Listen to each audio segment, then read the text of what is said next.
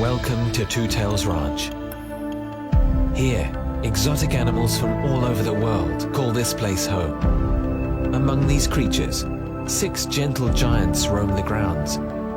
Today, we will explore what it takes to care for the elephants and the challenges their caretakers face.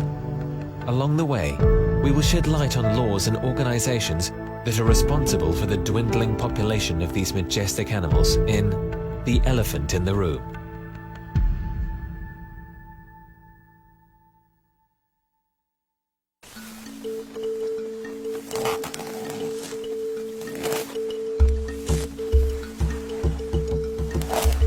My name is Patricia Zerbini. I am the CEO and founder of Two Tails Ranch.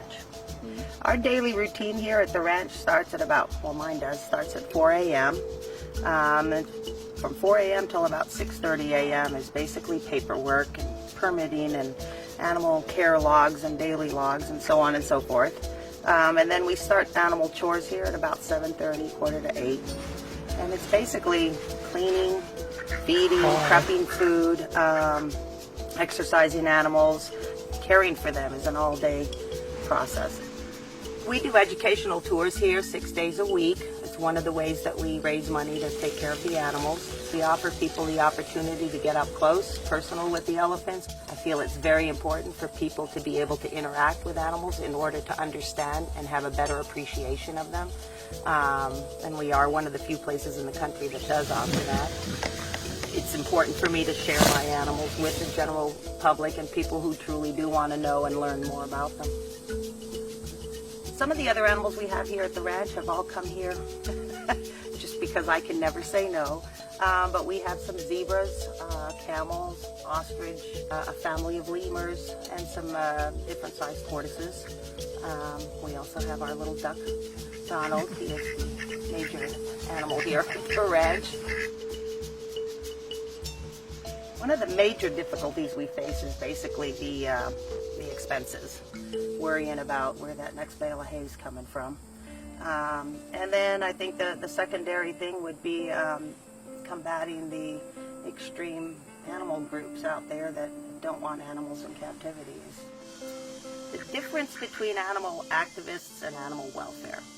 Animal welfare organizations who actually use their funds and time to care and do for animals, which would be captive conservation and breeding programs, caring for animals in devastating situations, and actually taking care and working for animals.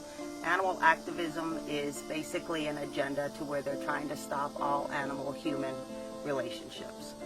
So therefore, they don't want anyone to own animals. They don't want anyone to eat animals. And they are on an agenda where all their funding goes directly to that. And unfortunately, the mass population out there just does not realize the difference between the two. The United States Humane Society right now is under investigation because only 1% of the funds that they have raised over the years has gone to any kind of animals. All that money is at this point sitting in the Cayman Islands in bank accounts. Also, PETA is also being investigated for the 98% of the adoptable pets that they kill every year. They basically use all their funds for propaganda to stop animal-human relationships. Even if it's 50 cents, before you give it out, make sure it's going to where you truly want it to go. There is coming the day where you're not going to be able to own a dog, a cat, a horse, an elephant, or a goldfish. Their theory is that animals have the same rights as humans, and we do not have the right to own or make decisions for them. We are facing mass variety of species that are going extinct. We have the capability and the know-how to keep them from going extinct, and because of the animal activist movement, we're being held back from that, and we're watching species go extinct. We don't have the right to take away their land and then not give them the capability to move into the future with us. The laws basically state that you are not allowed to import any part of an endangered species for financial gain or exhibition or what have you. So the way the law is written, we should be able to apply, and we can apply for special permitting to do importation. The problem we have is that we have all these animal activists in all different situations. We have them in the government, in permitting, in insurance, in animal rules, regulations, legislation. So therefore, it makes it extremely difficult to try and keep conservation programs going when you don't have the genetics to keep that flowing.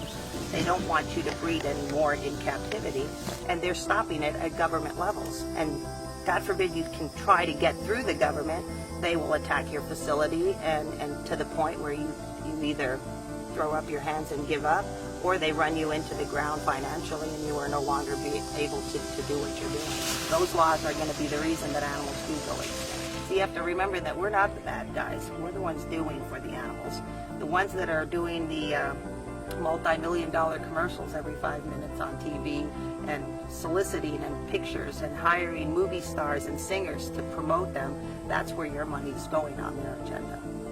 These are the people that people think are doing so great for animals. You really need to do your research before you start supporting some of these organizations. A lot of people support organizations thinking that this money is going to help animals and save animals, and it's doing the exact opposite. That money is going to put more people in government positions and so on and so forth. So I think it's very important for people to support captive breeding and conservation programs, because you need to realize that without them, we're going to lose all our wild animals. What we see before us could possibly be the last generation of American elephants.